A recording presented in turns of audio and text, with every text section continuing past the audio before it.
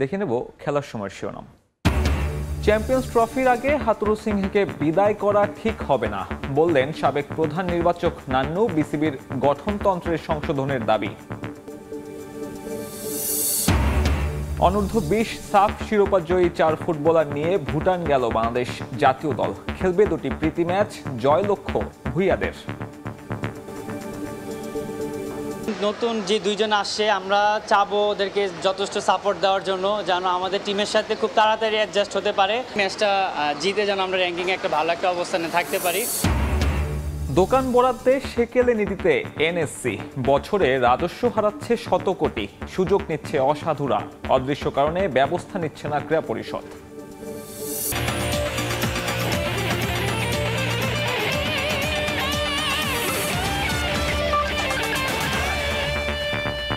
বাস্তবতা মেনেই চ্যাম্পিয়ন্স ট্রফির আগে tiger head coach Chandika Hathuru সিংহকে বিদায় করা দেয়া উচিত নয় বলে মনে করেন বিসিবির সাবেক প্রধান নির্বাচক ও অধিনায়ক মিনহাজুল আবেদিন নান্নু। তার মতে এতে নেতিবাচক প্রভাব পড়তে পারে ক্রিকেটারদের মানসিকতায়। সাবেক অধিনায়কদের নির্বাচন করার বিষয়সহ বিসিবির গঠনতন্ত্রেরও সংশোধন চান নান্নু। চান্ডিকা হাথুরু সিংহে থাকছেন নাকি থাকছেন না, আর না থাকলে তার বিকল্প কে? চ্যাম্পিয়ন্স ট্রফির মাস 5 আগে হেড কোচকে গুড বাই বলে দেওয়াটা কতটা যৌক্তিক? পাকিস্তান সিরিজ আর বোর্ড সভা ছাপিয়ে এই আলোচনাই এখন দেশের ক্রিকেটে talk of the town. BCB সভাপতি ফারুক আহমেদের গুডবুকে নেই হাথুরু। তাকে বিদায় বলে দেওয়ার জন্য সঠিক মুহূর্তের অপেক্ষা করছে বোর্ড। সেটা হতে পারে পাকিস্তান সিরিজ শেষেই। তবে 2023 ওয়ানডে বিশ্বকাপের 7 মাস আগে কোচ পরিবর্তনের সুফল নয়, উল্টো নেতিবাচক প্রভাব পড়েছিল টাইগারদের পারফরমেন্সে। নতুন কোচ মানে যেন নতুন স্ট্র্যাটেজি। তাই তো চ্যাম্পিয়ন্স ট্রফি ঠিক আগে হাথুরুকে ছাঁটাই করে দেওয়াটা কতটা যৌক্তিক? 2023-এর কিন্তু বিশ্বকাপের যে ওই সময় যে কোচটা পরিবর্তন হয়েছিল, ওই সময় কিন্তু শর্ট টাইমে কিন্তু প্ল্যান করাটা ডিফিকাল্ট। একটা টিম গুছিয়ে আনা কিন্তু মিনিমাম 1 থেকে 1.5 বছর সময় লাগে একটা বিশ্বকাপের জন্য। ওই জায়গায় এসে কিন্তু শর্ট করে যদি হেড কোচ যদি সরে যায়, ইটস ভেরি ডিফিকাল্ট। তো সুতরাং এই জায়গায় এই প্রসেসটা, কারণ একটা প্ল্যানেই কিন্তু 1 বছর ধরে দল আগাচ্ছিল, তো সে ওই সময়টা চেঞ্জ করে একটা ডিফিকাল্ট হয়ে গেছে। তারপরে আমি জানি না এখন বোর্ডের সিদ্ধান্ত, যেহেতু বোর্ডের ডাইরেক্টর আছে, এটা মিলে সভাপতির সাথে সিদ্ধান্ত গ্রহণ করবে। তো এটা বোর্ডের সিদ্ধান্তের জন্য অপেক্ষা করতে হবে। 2025 সালের জুলাই পর্যন্ত চুক্তি আছে মিরপুরের কিউরেটর কামিনীর। নানা সমালোচনা সত্ত্বেও বাস্তবতা মানছেন সাবেক এই প্রধান নির্বাচক। বিসিবি সভাপতির মতো অন্তত উইকেট বানানোর ক্ষেত্রে নান্নুও কোনো দোষ দেখেন না এই লঙ্কানের। খেলার সময় কিন্তু হোম সয়েলের কন্ডিশন নিয়ে কিন্তু আগাতে হয়। কিছু কিছু জায়গায় কিন্তু আপনারা দেখেন ওডিআই বলেন, টেস্ট বলেন, এখানে কিন্তু র্যাঙ্কিংয়ের ব্যাপার আছে, পয়েন্টের ব্যাপার আছে। তো সুতরাং এই জায়গায় কিন্তু আপনাকে কম্প্রোমাইজ করতে হয়। পুরা একতরফা বললে হবে না, কারণ কিছু ম্যানেজমেন্টের সিদ্ধান্ত অবশ্যই নিয়ে কিন্তু আগাতে হয়। গুঞ্জন আছে এবার নতুন পরিচালনা পর্ষদে পরিচালক হিসেবে দেখা যেতে পারে নান্নুকে। আপাতত যা গুঞ্জনে সীমাবদ্ধ রাখছেন তিনি। তবে সংশোধন চান সাবেক অধিনায়ক কোটায় বিসিবিতে নির্বাচন করতে না পারার গঠনতন্ত্র। সবসময় কনসার্ন ছিল এই ব্যাপারে, আমরা কিন্তু অনেকবার আলোচনা করেছি, কারণ এটা হবে না কেন? ফর্মার ক্যাপ্টেনদের তো অবশ্যই দায়িত্ব আছে, এটা তো দেওয়ার অনেক কিছু আছে। সুতরাং এই জায়গাটা থেকে অবশ্যই গঠনতন্ত্র পরিবর্তন হওয়া উচিত। এদিকে বাংলাদেশ সিরিজের আগে ভারতকে সতর্ক করলেন সুরেশ রায়না। সাবেক এই ভারতীয় ক্রিকেটারের মত, টাইগারদের বৈচিত্র্যময় বোলিং আক্রমণ ঘরের মাঠেই ভোগাতে পারে রোহিত শর্মাদের।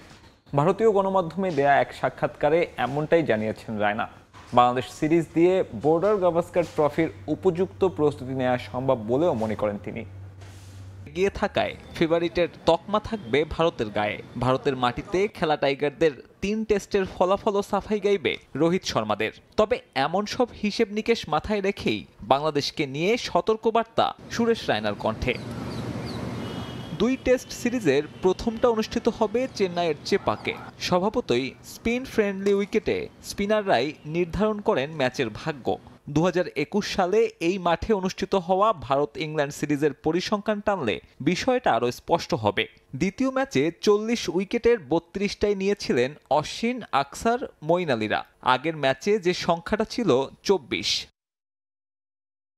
দ্বিতীয় টেস্ট কানপুরেও আধিপত্য স্পিনারদের। যদিও 3 বছর আগে নিউজিল্যান্ডকে আতিথেয়তা দেয়ার 2 ম্যাচে সফল হয়েছেন কিউই পেসাররাও। তবে ভারতের হয়ে জাদেজা, অশ্বিনরা পুরনো বলে ধসিয়ে দেন অতিথিদের। মূলত ইংল্যান্ড নিউজিল্যান্ডের মতো দলকে আটকাতেই স্পিন ফ্রেন্ডলি উইকেট বানায় ভারত। তবে বাংলাদেশের ক্ষেত্রে ওই কৌশল কাজ করবে না বলে মত রায়নার। পাশাপাশি এই সিরিজ দিয়ে আসন্ন অস্ট্রেলিয়া সফরের দারুণ প্রস্তুতি নেওয়া সম্ভব বলেও মনে করেন তিনি। আপনি বাংলাদেশকে হালকাভাবে নিতে পারবেন না, কারণ ওদের দারুণ স্পিন বোলিং আক্রমণ রয়েছে এবং কিছু ভালো খেলোয়াড় যারা লম্বা সময় ধরে পারফর্ম করে আসছে। অস্ট্রেলিয়া ট্যুরের আগে এই ম্যাচ দিয়ে প্রস্তুতি সারার দারুণ সুযোগ ভারতের সামনে। যখন তারা কানপুরে খেলবে অক্টোবরে, তখন উইকেট অনেকটাই শক্ত এবং শিশিরের কারণে স্পিনাররা খুব বেশি টার্ন করবে না। মাঠ গঙ্গা নদীর কাছে হওয়ায় সকালে বেশ ঠান্ডা থাকবে। আবহাওয়ার বিষয়টিও সামলাতে হবে। তবে ভারতীয় দল খুবই শক্তিশালী। সেপ্টেম্বরের 19 তারিখে প্রথম টেস্ট শুরু দুই দলের। এরপর 27 তারিখ শুরু দ্বিতীয় ও শেষ টেস্ট। বাংলাদেশের নারী বিশ্বকাপ আয়োজন না হওয়াটা দুঃখজনক। ঢাকা কিংবা সিলেটে ম্যাচগুলো আয়োজন হলে দর্শক সংখ্যাও অনেক বেশি হতো, যা ক্রিকেটারদের উজ্জীবিত করতে ভূমিকা রাখত। এমনটাই মন্তব্য করেছেন ইংল্যান্ড নারী দলের অধিনায়ক হিদার নাইট। বাংলাদেশের কন্ডিশন বিবেচনায় প্রস্তুতি নেয় এবার সংযুক্ত আরব আমিরাত খেলা চ্যালেঞ্জিং হবে বলেও মনে করেন এই ইংলিশ ক্যাপ্টেন। রাজনৈতিক অস্থিরতায় ভেস্তে গেল সব। দিনক্ষণ চূড়ান্ত, নির্ধারিত ছিল ভেন্যুও, হয়েছিল ট্রফি উন্মোচন, শুরু হয়েছিল শততম দিন গণনাও। কিন্তু ছাত্র জনতার অভ্যুত্থানের পর নিরাপত্তাজনিত কারণে নারী টি-20 বিশ্বকাপ বাংলাদেশ থেকে সরিয়ে নিতে বাধ্য হয় আইসিসি। ঢাকা কিংবা সিলেট নয়, নারী টি-20 বিশ্বকাপ অনুষ্ঠিত হবে সংযুক্ত আরব আমিরাতে। অস্ট্রেলিয়া, ইংল্যান্ড সহ অংশগ্রহণকারী বেশ কয়েকটি দেশের নাগরিকদের বাংলাদেশ ভ্রমণে নিষেধাজ্ঞা দিয়েছে দেশগুলোর সরকার, যে কারণে আক্ষেপ ঝরেছে টাইগ্রেস ক্রিকেটারদের কণ্ঠে। শারজাহ ও দুবাই স্টেডিয়ামের ধারণ ক্ষমতা 16 ও 25,000। এর আগে 2021 সালে ছেলেদের টি-20 বিশ্বকাপের সময় ভারত পাকিস্তানের ম্যাচ ছাড়া অন্য কোনো ম্যাচে দর্শক উপস্থিতি খুব একটা চোখে পড়েনি। আর মধ্যপ্রাচ্যে নারীদের বিশ্বকাপ আয়োজনের অতীত ইতিহাস না থাকায় সেখানে দর্শক উপস্থিতি নিয়ে একটা শঙ্কা থেকেই যায়। বাংলাদেশ বিশ্বকাপ আয়োজনের সব ধরনের প্রস্তুতি নেয়ার পর সেখান থেকে মেগা ইভেন্ট সরে যাওয়াটা ধাক্কা দিয়েছে দলগুলোতে। বাংলাদেশে বিশ্বকাপ আয়োজন না হওয়াকে দুঃখজনক বলে মানছেন ইংল্যান্ডের অধিনায়ক হিদার নাইট। ভিন্ন কিছুই হতে যাচ্ছে। বাংলাদেশে বিশ্বকাপ হলে অবশ্যই অনেক বেশি দর্শক হতো। 2014 সালে সেখানে খেলে দেখেছি, আমাদের ম্যাচে অনেক দর্শক দেখেছি, বিশেষ করে সিলেটে। আমরা এটি নিয়ে কথা বলবো, তবে এটা বিশ্বকাপ, এ নিয়ে উজ্জীবিত হতে খুব বেশি কিছু দরকার নেই। কেউ কেউ দর্শকদের অনেক আওয়াজে রোমাঞ্চিত হয়, ফলে আমাদের সামনে কি আসতে যাচ্ছে সেটি নিয়ে প্রস্তুত হতে হবে। আমার মনে হয় না হুট করে বেশি দর্শক আসবে, তবে এ নিয়ে কিছু করার নেই। অবশ্যই নিরাপত্তা সবচেয়ে গুরুত্বপূর্ণ। বাংলাদেশ বিশ্বকাপের ভেন্যু বিবেচনায় রেখে প্রস্তুতি সেরেছে দলগুলো। ভেন্যু বদলে যাওয়ায় প্রত্যেক দলের জন্যই কিছুটা চ্যালেঞ্জিং হবে এবারের আসর। অবশ্যই বাংলাদেশ দলের জন্য ব্যাপারটি দুঃখজনক। নিজেদের মাটিতে বিশ্বকাপ খেলতে পারবে না, তবে আমার মনে হয় এটাই হয়তো ঠিক সিদ্ধান্ত। কন্ডিশন একটু আলাদা হবে, তবে তা মানিয়ে নেওয়ার জন্যই আমরা চেষ্টা করব। আগামী 3রা অক্টোবর বাংলাদেশ ও স্কটল্যান্ডের ম্যাচের মধ্য দিয়ে পর্দা উঠবে এবারের নারী টি-20 বিশ্বকাপের। তাজিন খন্দকার, সময় সংবাদ। র্যাঙ্কিংয়ে উন্নতির লক্ষ্য নিয়ে ভুটান গেল বাংলাদেশ ফুটবল দল। প্রীতি ম্যাচ হলেও প্রতিপক্ষকে হালকাভাবে নিচ্ছেন না কোচ হ্যাবিয়ার কাবরেরা। ভুটানের বিপক্ষে দুটি ম্যাচেই জয় নিয়ে দেশে ফিরতে চায় ফুটবলাররা। এদিকে প্রথমবারের মতো জাতীয় দলের বহরে মিরাজুল ইসলাম ও শাকিল আহাদ তপু। দেশের ক্রীড়াঙ্গনে একের পর এক আসছে সফলতা। সেই ধারা অব্যাহত রাখতে চায় বাংলাদেশ ফুটবল দল। জামাল ভুঁইয়াদের এবারের গন্তব্য ড্রাগনের দেশ ভুটান। হযরত শাহজালাল আন্তর্জাতিক বিমানবন্দরের টিম বাস থেকে নেমেই ম্যানেজার আমের খানের সঙ্গে শুভেচ্ছা বিনিময় করেন তপু মুরসালিনরা। বিমানবন্দরে প্রাণবন্ত পুরো দল। জুনিয়রদের সফলতা থেকেই যেন অনুপ্রেরণা খুঁজে নিয়েছেন বিশ্বনাথ ফাহিমরা। আর সবার মধ্যমণি প্রথমবারের মতো জাতীয় দলের বহরে থাকা মিরাজুল ইসলাম ও শাকিল আহাদ তপু। দেশের মাটিতে পুরো দল নিয়ে অনুশীলন করার সুযোগ পাননি কোচ হাবিয়ার কাবরেরা। তাই প্রথম ম্যাচের 5 দিন আগেই ভুটানের বিমান ধরেছে পুরো দল। দেশটির উচ্চতা ও কন্ডিশনের সঙ্গে মানিয়ে নিতে 6টা প্র্যাকটিস সেশন করবে লাল সবুজ বাহিনী। র্যাঙ্কিংয়ে এগিয়ে থাকায় ভুটানকে হালকাভাবে নিচ্ছেন না কোচ কাবরেরা। প্রথম ম্যাচের আগে আমরা 6টা অনুশীলন সেশন করতে পারবো। আমাদের মূল লক্ষ্য ভুটানের উচ্চতা এবং কন্ডিশনের সঙ্গে মানিয়ে নেয়া। র্যাঙ্কিংয়ে তারা আমাদের থেকে এগিয়ে, তাই তাদের হালকাভাবে নেয়ার সুযোগ নেই। ঘরের মাঠে তারা শক্ত প্রতিপক্ষ। আমরা দুটো ম্যাচেই জয় নিয়ে ফিরতে চাই। চন্দন এবং রাহুল আমাদের সঙ্গে আগেও ছিল, তপু আর মিরাজুল একেবারেই নতুন। আশা করি তারা দলের সঙ্গে মানিয়ে নেবে। আমি মনে করি এটা ওদের জন্য ভালো একটা এক্সপিরিয়েন্সের ব্যাপার আছে, যে মূল টিমে থাকতে হলে তার কীভাবে থাকতে হবে, সেজন্য তারা যে অল্প সময়টা পেয়েছে, সেই সময়ে তারা টিমের সাথে এরকম করে আসলে গ্র্যাজুয়ালি যদি 5-6 জন করে আস্তে আস্তে করে ঢুকতে থাকে টিমের, তাহলে কিন্তু পরে আমাদের পাইপলাইনটা ভালো হবে। র্যাঙ্কিংয়ে উন্নতি করতে হলে ভুটানের বিপক্ষে ম্যাচ দুটিতেই জিততে হবে বাংলাদেশকে। সেই সুযোগ হাতছাড়া করতে চায় না ফুটবলাররা। অবশ্যই আমরা জিতার টার্গেট নিয়ে যাচ্ছি, কারণ আমাদের এটা টার্গেট থাকবে, কারণ আমরা চাবো যে আমাদের র্যাঙ্কিংটা ভালো একটা অবস্থানে নিয়ে যাওয়ার জন্য আপনার জিততেই হবে। সো আমরা চাবো যে এই ওয়েদারটাকে চ্যালেঞ্জিংটাই আমরা যেন নিতে পারি। নতুন যে দুইজন আসছে, আমরা চাবো ওদেরকে যথেষ্ট সাপোর্ট দেওয়ার জন্য, যেন আমাদের টিমের সাথে খুব তাড়াতাড়ি অ্যাডজাস্ট হতে পারে। সেটা আমাদের সিনিয়র প্লেয়ারদের মধ্যে থাকবে, ইভেন কোচ, অফিসিয়াল যারা আছে, তারা সর্বোচ্চ চেষ্টা করবে যেন আমাদের টিমের সাথে তাড়াতাড়ি যেন মানিয়ে নিতে পারে। ভুটানের বিপক্ষে আগামী 5 ও 8 সেপ্টেম্বর দুটি প্রীতি ম্যাচ খেলবে বাংলাদেশ। ফাহিম ইসলাম, সময় সংবাদ, ঢাকা। জাতীয় ক্রীড়া পরিষদের দোকান বরাদ্দের সেকেলে নীতির কারণে বছরে শত কোটি টাকা রাজস্ব হারাচ্ছে সরকার, অথচ তার সুবিধা ঠিকই নিচ্ছে দোকান বরাদ্দ পাওয়া অসাধু ব্যক্তিরা। শুধুমাত্র বঙ্গবন্ধু স্টেডিয়ামেই এই সুবিধা নিচ্ছে 80% বেশি দোকানি। বিষয়টি জানার পরেও অদৃশ্য কারণে কোনো ব্যবস্থা নিচ্ছে না জাতীয় ক্রীড়া পরিষদ। এস এম ইকবালের রিপোর্ট।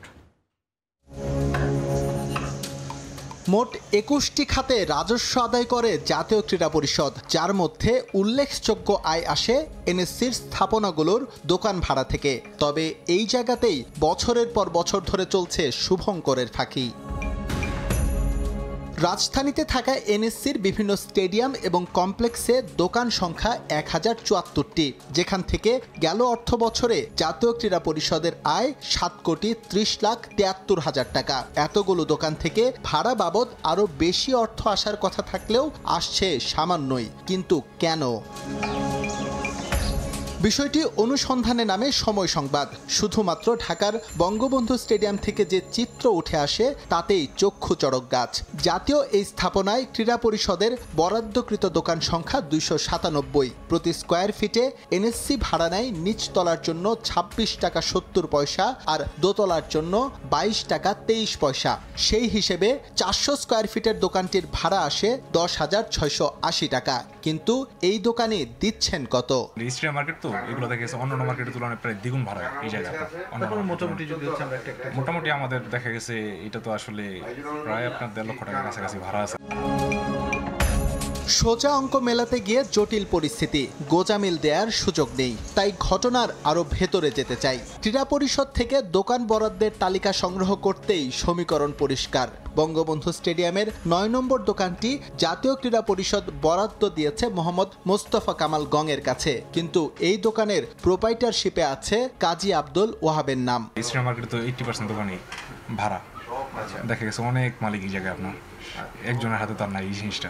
যেভাবে নিয়ে যার কাছ থেকে অনেকে দেখা যায় আত্মীয় স্বজনের মাধ্যমে রিলেশন হয়ে একটু কমে ভাড়াটা নিতে পারে, বা দ্বিতীয় তৃতীয় পক্ষ হলে আরেকটু বেশি হয়। সাম্প্রতিক বিভিন্ন পরিস্থিতির কারণে ব্যবসার অবস্থা খুব একটা ভালো না, কিন্তু দোকান বরাদ্দ পাওয়া নামধারী এই ব্যবসায়ীদের অবস্থা রমরমা। ঘরে বসেই তাদের অ্যাকাউন্টে ঢুকছে লাখ লাখ টাকা। এবার অঙ্ক মিলিয়ে নেবার পালা। এই হিসেবে জাতীয় ক্রীড়া পরিষদের দোকান ভাড়া বাবদ আয় হওয়ার কথা বছরে প্রায় 200 কোটি টাকার কাছাকাছি, কিন্তু এনএসসি রাজস্ব আদায় করছে মাত্র 7 কোটির আশেপাশে। বঙ্গবন্ধু স্টেডিয়ামের নাকের ডগায় বসে বছরের পর বছর মোটা অঙ্কের অর্থ হাতছাড়া হওয়ার খবর নিশ্চয়ই অজানা নয় এনএসসি কর্মকর্তাদের, কিন্তু তারা নির্বিকার। এই বিষয়ে কথা বলতে গেলেও গণমাধ্যম উপেক্ষা করেন ক্রীড়া পরিষদ সচিব আমিনুল ইসলাম। তবে সাবেক এনএসসি পরিচালকের দাবি, কর্মকর্তারা সুবিধা নিচ্ছেন, তাই প্রয়োজনীয় পদক্ষেপ নিতে এত অনীহা। কেন দোকান ভাড়া বাড়ায়নি? কেন আমার 30 টাকা ভাড়া করতে হলো? এটা কি আগে যারা ছিল তারা জানতো না? নিশ্চয়ই জানতো। তারা কোনো হয়তো আমি জানি না, হয়তো কোনো সুবিধা নিয়ে তাদের এই দোকানদার সমিতিকে সুবিধা দিয়েছে। অরিজিনাল মালিক সঙ্গে আমাদের এনএসসির চুক্তি, কিন্তু ওরা করে কি আরেকটা চুক্তি করে সাবলেটের সঙ্গে, সে পয়সাটা সে পায়।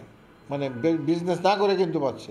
শুধু স্থায়ী দোকান নয়, বঙ্গবন্ধু স্টেডিয়ামের ভ্রাম্যমাণ টং দোকান, এমনকি পার্কিং ইজারা নিয়েও আছে অনিয়মের অভিযোগ। এইসব ক্ষেত্র থেকে আরও বেশি রাজস্ব আদায়ের সুযোগ থাকলেও তা উপেক্ষিত দিনের পর দিন। এসএম ইকবাল, সময় সংবাদ, ঢাকা। আপাতত পরিবর্তন হচ্ছে না বঙ্গবন্ধু স্টেডিয়ামের নাম। কিছু জটিলতা থাকলেও আগামী ডিসেম্বরেই সম্পন্ন হবে স্টেডিয়ামের সংস্কার কাজ।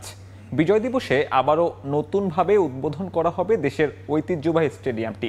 এছাড়া অধিকাংশ আওয়ামীপন্থী ঠিকাদার প্রতিষ্ঠানের কর্ণধাররা আত্মগোপনে থাকলেও দ্রুতই এই সমস্যা সমাধান করে কাজ শুরু করা হবে বলে জানান জাতীয় ক্রীড়া পরিষদের প্রকল্প পরিচালক মাহবুব মোর্শেদ সোহেল।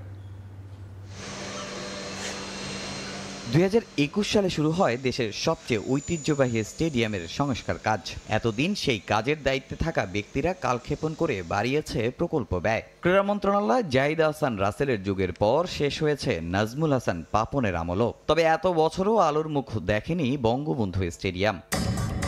2021 সাল থেকে শুরু হওয়া ঐতিহ্যবাহী স্টেডিয়ামের সংস্কারের কাজ দফায় দফায় বেড়ে যার বরাদ্দ গিয়ে দাঁড়ায় 150 কোটিতে। বিভিন্ন ডিপার্টমেন্টে বরাদ্দ হয়েছে একাধিকবার। একবার স্প্রিংকলার বসানোর পর আবারও নতুন করে বরাদ্দ হয়ে পরিবর্তন করা হয়েছে সেগুলো।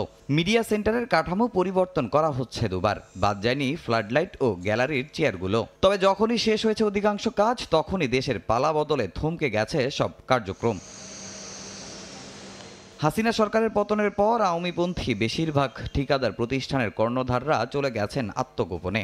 জব্দ করা হয়েছে জায়ান্ট স্ক্রিন, ডিজিটাল বোর্ড সহ সকল ইলেকট্রনিক্স, কাগজের দরপত্র পাওয়া সাবেক ছাত্রলীগ সভাপতি লিয়াকত শিকদার ও তার স্ত্রীর নামের প্রতিষ্ঠান কম্পিউটার ওয়ার্ল্ড বিডি প্রতিষ্ঠানের ব্যাংক অ্যাকাউন্ট। এ সকল কাজের জন্য তারা বরাদ্দ পেয়েছিলেন 13,67,00,000 টাকা।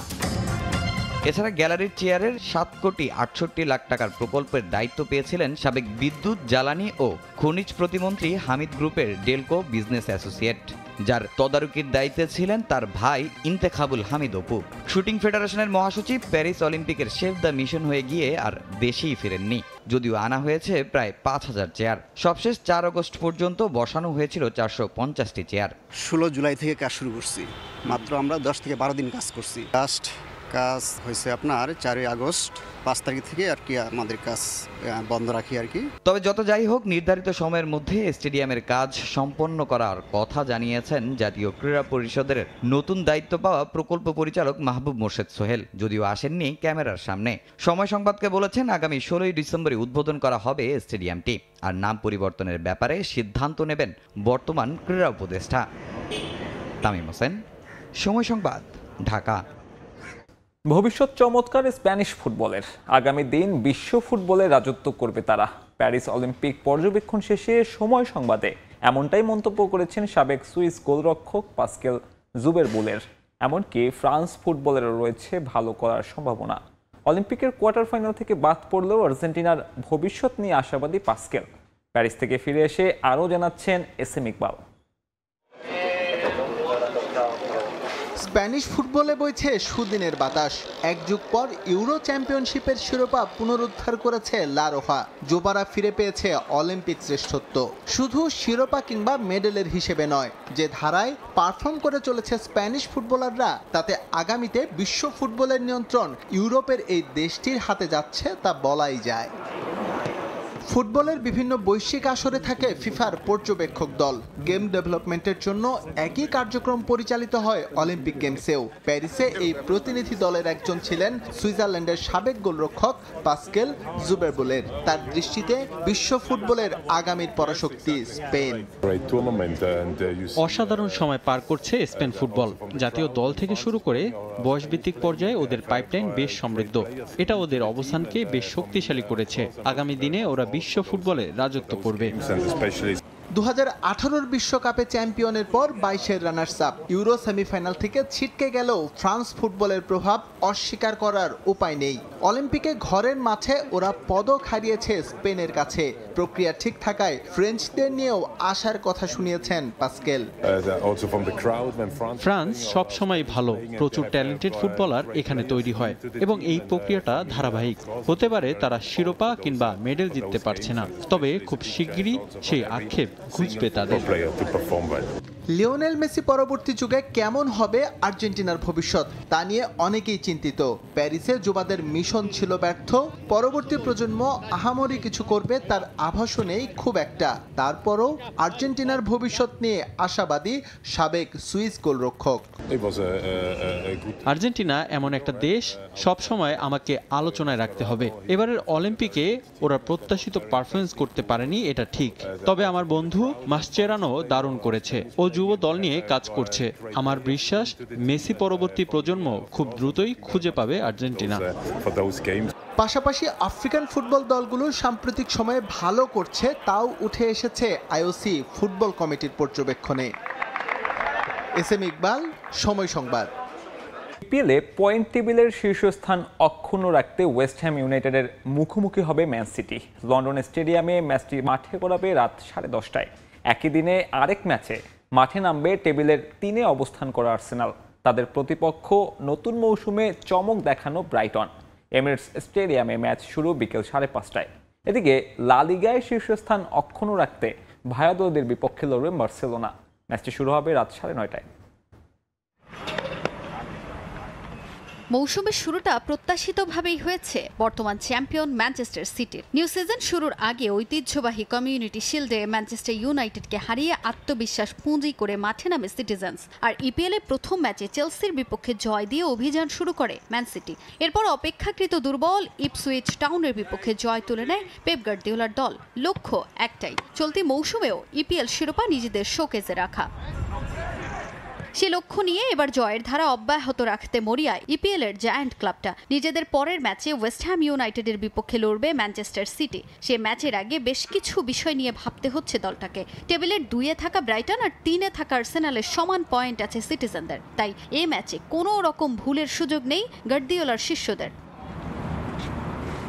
টেবিলে 9-এ থাকা ওয়েস্ট হ্যাম ইউনাইটেডের বিপক্ষে মাঠে নামার আগে বেশ সাবধানী গার্দিওলা। কোভাচিচ, বব, ফোডেন, রদ্রিদের ইনজুরি কিছুটা ভাবাচ্ছে কোচকে। তবে আস্থা রাখছেন হল্যান্ড, ব্রুইনাদের ওপর। বার্সা থেকে আবারও সিটিতে যোগ দিয়েছেন ইকায় গুন্ডোয়ান। তবে এই ম্যাচের স্কোয়াডে তিনি থাকবেন কিনা তা নিয়ে নিশ্চিত কিছুই জানাননি কোচ। ইনজুরি মুক্ত দল নিয়ে বেশ নির্ভর ওয়েস্ট হ্যামও। তবে অতীত পরিসংখ্যানে ঢের এগিয়ে সিটি, তাই জয়ের ব্যাপারে আত্মবিশ্বাসী গার্দিওলা। একই দিন আরেক ম্যাচে মাঠে নামবে টেবিলের 2 ও 3-এ থাকা আর্সেনাল ও ব্রাইটন। সমান পয়েন্ট নিয়ে পরপর অবস্থান দু দলের, তাই কেউ কাউকে এক চুলও ছাড় দিতে নারাজ। অসাবধানী হলেই হারের সম্মুখীন হতে পারে। তবে ঘরের মাঠে ম্যাচ হয়, ব্রাইটনকে চাপেই রাখবে আর্সেনাল। কোচ মিকেল আর্তেতা সম্ভাব্য 4-3-3 ফরমেশনের স্কোয়াড সাজাচ্ছেন। রক্ষণে বাড়তি গুরুত্ব দিয়ে সাজানো স্কোয়াডে থাকবেন গ্যাব্রিয়েল টিম্বারডা, বুকায়ো সাকা, মার্টিনেল্লি, কাই হাভার্টজরা আছেন কোচের পরিকল্পনায়। অতীত পরিসংখ্যানে 8 জয়, গানারদের আর 6 ম্যাচ জিতেছে ব্রাইটন। তাই লড়াইটা যে হাড্ডাহাড্ডি হবে তা আর বলার অপেক্ষা রাখে না। এদিকে লিগ 1-এ জয়ের ধারা অব্যাহত রাখতে মাঠে নামবে giant Barcelona. Juan Gamper trophy হারের ক্ষত সঙ্গী করে নতুন মৌসুম শুরু করলেও যাত্রাটা প্রত্যাশিত হয়েছে কাতালানদের। প্রথম 3 ম্যাচ জিতে এবার জয়ের ব্যাপারে আত্মবিশ্বাসী স্প্যানিশ জায়ান্টরা। দানি ওলমো, ইয়ামাল, গাবি, পেদ্রিদের নিয়ে সম্ভাব্য 4-2-3-1 ফরমেশনে স্কোয়াড সাজাচ্ছেন কোচ হ্যান্সি ফ্লিক। অপেক্ষাকৃত দুর্বল ভায়াদোলিদ ইনজুরি মুক্ত হলেও ঘরের মাঠে খেলার সুবিধা পুরোপুরি কাজে লাগাবে কাতালানরা। আর মুখোমুখি দেখায় বার্সা ঢের এগিয়ে থাকায় জয় চোখ ক্লাবটার। তাজিন খন্দকার, সময় সংবাদ। আসন্ন ফিফা ওয়ার্ল্ড কাপে আর্টিফিশিয়াল টার্ফকে ন্যাচারাল টার্ফে পরিণত করার চ্যালেঞ্জ নিয়েছে যুক্তরাষ্ট্রের একদল টার্ফ বিশেষজ্ঞ। প্রাকৃতিক ফুটবলে মাঠের মতো বলের আচরণ যেন ঠিক থাকে তা নিয়ে কাজ করছেন তারা। মূলত স্বাগতিক যুক্তরাষ্ট্রের মানসম্মত ফুটবল পিচ সংকট কাটাতেই এমন উদ্যোগ স্বাগতিক দেশটার। আসন্ন বিশ্বকাপে দলের সংখ্যা বাড়ায় বেড়েছে ম্যাচের সংখ্যাও। এতেই চাপ বেড়েছে আয়োজকদের, যার মধ্যে সবচেয়ে বেশি বিপাকে যুক্তরাষ্ট্র। গেল কোপা আমেরিকার আয়োজনে প্রশ্নবিদ্ধ হয়েছিল দেশটি, যার মধ্যে সবচেয়ে গুরুতর অভিযোগ ছিল ফুটবল মাঠের মানহীন পিচ। মূলত যুক্তরাষ্ট্রের কোনো স্টেডিয়াম ফুটবলের উপযোগী করে তৈরি করা হয় না। রাগবির স্টেডিয়ামকেই ফুটবল খেলার জন্য উপযোগী করে আয়োজন করা হয় টুর্নামেন্ট। তবে এবার ভিন্ন পরিকল্পনা আয়োজক যুক্তরাষ্ট্রের। হাতে সময় 2 বছরের কম। মাঠের নিম্নমানের পিচ সংকট কাটাতে নতুন চ্যালেঞ্জ নিয়ে কাজ করছেন ইউনিভার্সিটি অব টেনেসি ও মিশিগান স্টেট ইউনিভার্সিটির একদল টার্ফ গবেষক।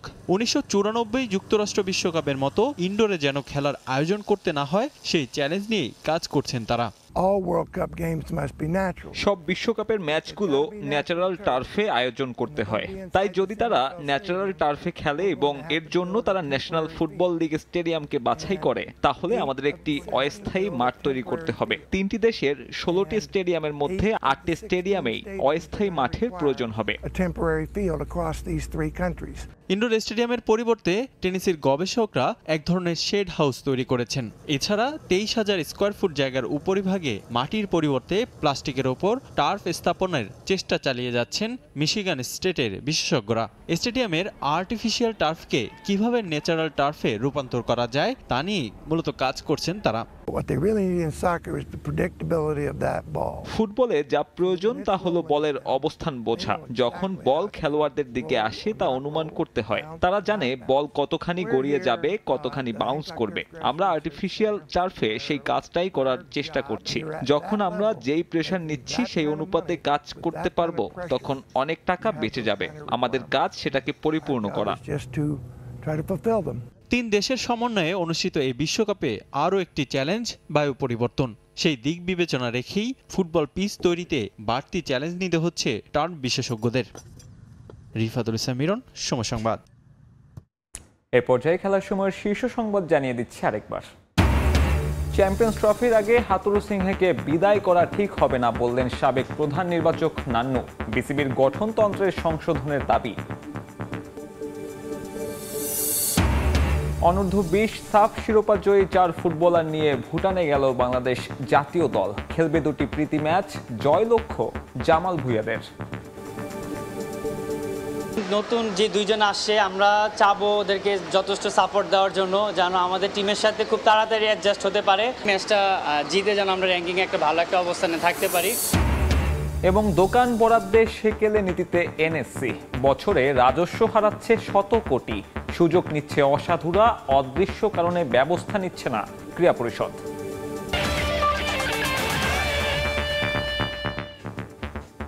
এই ছিল খেলার সময়ের এখনকার আয়োজন। সঙ্গে থাকুন সময়।